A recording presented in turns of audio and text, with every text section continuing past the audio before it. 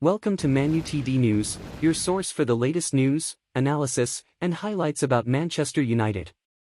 Join us to stay up to date on everything happening at Old Trafford. The Red Devils have suffered the biggest defeat in their history against their arch-rivals, Liverpool. After the humiliating 7-0 loss in the 26th round of the 2022-23 English Premier League, Manchester United players received a stern scolding from coach Erik ten Hag, accompanied by moral punishments.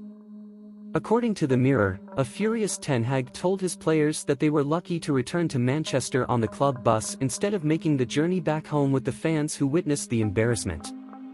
The Dutch coach also promised that another heavy defeat would force him to have the first team train against the under-21 team. Additionally, he promised a greater presence of the club psychologist, Reinier Koers, to help the players cope with their biggest ever defeat against their arch-rivals. In terms of psychological punishment, Ten Hag made his players listen to the exciting celebrations that echoed in Liverpool's dressing room after the rout, a day after the defeat, in silence. Former Manchester City player, Micah Richards, criticized Antony's performance in the historic defeat. During the Match of the Day 2 program, the Englishman said that the Brazilian had not contributed to the defense, hindering the Red Devils. He complained that there was no communication between Dalot and Antony, making it seem as if the team was playing with 10 players. Antony did not approach Robertson, despite everyone knowing how good he is as a lateral. Richards was confused about whether the coach told him to stay up to be a threat in counterattacks or if he was being lazy for the team. Since scoring 3 goals in his first 3 games, Antony has not found the back of the net and has not contributed to any assists. Barcelona's midfielder, De Jong, had limited opportunities at the club in recent years, spending a considerable amount of time on the bench.